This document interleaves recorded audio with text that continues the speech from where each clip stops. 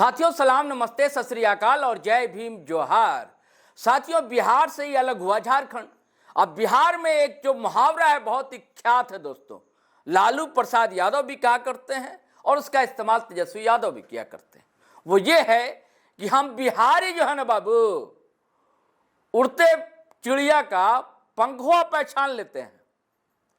तो क्या भरत महतो ने उड़ती चिड़िया का पर या पंख पहचान लिया है क्या? ये मैं बातें ऐसी क्यों कह रहा हूं दोस्तों? अब भरत मेहता है कौन? आप तो जानते ही हैं कि झारखंड में जो है तूल पकड़ता जा रहा है। कुर्मी समुदाय को एसटी दिए जाने की जो मांग है वह तूल पकड़ रही। और आपको यह भी पता है कि उसके विरोध में आदिवासी समुदाय जो है और खास करके कुछ संगठन, कुछ नेता बहुत ज्यादा आक्रोशित। सारी कहानियां दर कहानियां आप जान रहे हैं, सुन रहे हैं, समझ रहे हैं। ये भी समझ रहे हैं कि आखिर मामला फंसा कहां है, पेच कहां फंसा है, इस मसले का हल क्या है, समाधान क्या है। अक्सर यहां बात की जाती है झारखंड में आदिवासी मूलवासी। तो मूल निवासी संघ है झारखंड में, उसके प्रदेश अध्यक्ष दरअसल भरत महतो।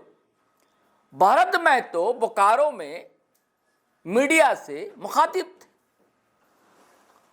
अब भरत महतो ने वो बात कह दी जो बातें पॉलिटिकल कॉरिडोर में ऑफ द रिकॉर्ड कानों कान सुनी जा रही थी या ट्रांसफर की जा रही थी।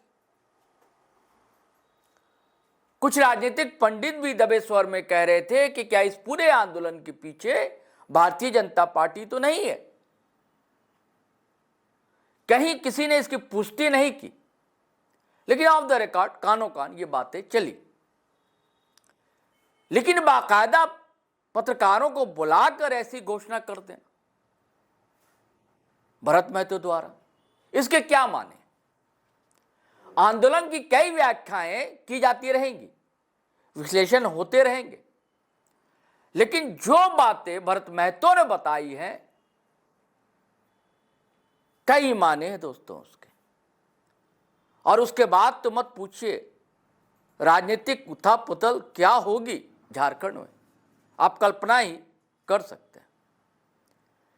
चलिए सुनिए भरत महतो ने कहा क्या है।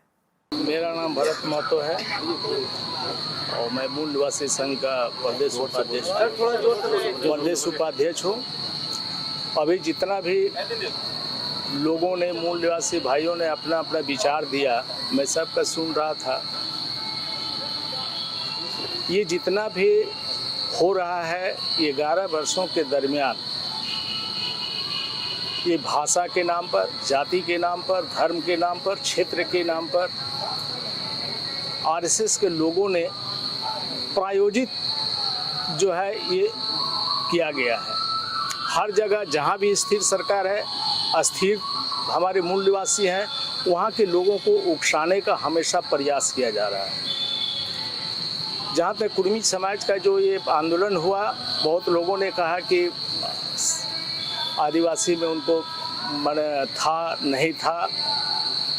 मैं एक बड़े विद्वान आदमी के साथ मेरी दोस्ती थी जो रिटायर्ड टीचर हैं, प्रदेश के सेक्रेटरी रह चुके शिक्षक संघ के। हमने कहा कि सर इस तरह का आपका जो आंदोलन चल रहा है क्या इसमें क्या है? बोले मास्टर साहब 1931 की जनगणना के दौरान इन लोगों ने खुद लिख कर दिया है कि हम एसटी नहीं हैं। ब्राह्मणों ने इन लोगों को बरगलाया कि तुम एसटी क्यों बनोगे, तुम तो ऊंची जाति के हो, तुम अच्छे कुल खानदान के हो। तब इन लोगों ने लिखित रूप से दिया है, जैसा उन्होंने हमको बताया कि हम लोगों को आदिवासी में नहीं रहना है, हम लोग जो है आदिवासियों से उच्च वर्ग में आते हैं।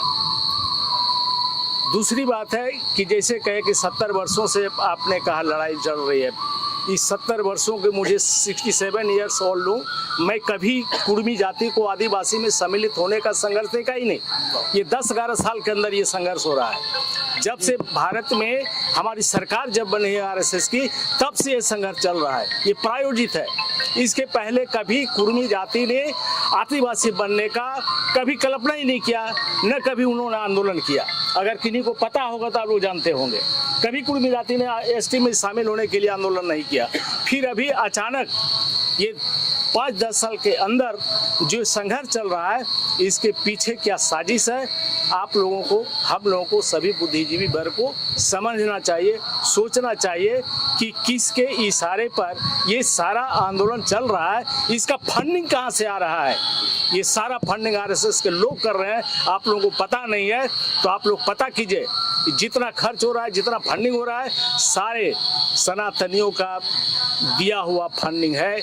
और इस फंडिंग से ये लोग हमारे देश की, हमारे जो ये झारखंड की सरकार है, इसको अस्थिर करने का प्रयास है और हमें जातियों के बीच में बांटने का प्रयास है।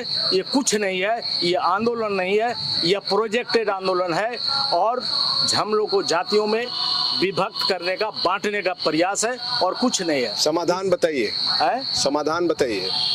समाधान यही है कि हमें इस पर एकजुट रहने की जरूरत है। उन लोगों को जो मनसा है उसको हम लोग को पूरा नहीं होने देना है।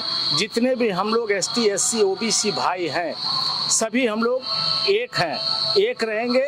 यही हम लोग का एकमात्र रास्ता है। किसी के कहने पर, बहकावे पर हमें नहीं आना चाहिए। अगर हम भटक जाएंगे तो फिर हमारा जो है आपस में लड़ाई मणिपुर जैसा यहाँ भी हो जाएगा।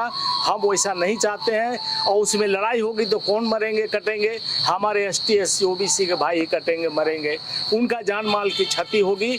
इसलिए हम लोग वैसा काम नहीं करें। हम लोग को वैसे बुद्धिजीवी वर्गों के साथ बैठ करके इसके समाधान निकलना चाहिए। और कहाँ तक इन लोगों की सच्चाई है कि हम लोग कुर्मी थे और अभी नहीं है, हमें शामिल करना चाहिए। इस पर वास्तव में जांच करनी चाहिए हमारे लोगों को, तभी ये करना। तो साथियों, आपने सुना, भरत महतो ने साफ साफ कह दिया कि इसके पीछे आरएसएस है, यानी कि राष्ट्रीय स्वयं सेवक संघ। ये मैं नहीं कह रहा हूं दोस्तों, मैंने सुनवा दिया आपको, भरत महतो कह रहे हैं। अब चलिए साथियों, इजाजत दीजिए, आज्ञा दीजिए, फिर हम नए वीडियो के साथ हाजिर रहेंगे। लेकिन आपसे वही गुजारिश है कि अगर आपने हमारा चैनल सब्सक्राइब नहीं किया तो कर लीजिए और वीडियो हमेशा की तरह दनादन शेयर कीजिए, लाइक कीजिए, कमेंट कीजिए।